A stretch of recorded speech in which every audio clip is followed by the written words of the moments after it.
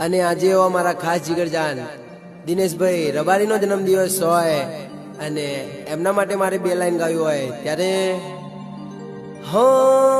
વડીલો ના વાલા તું તો આશીર્વાદ લેજે,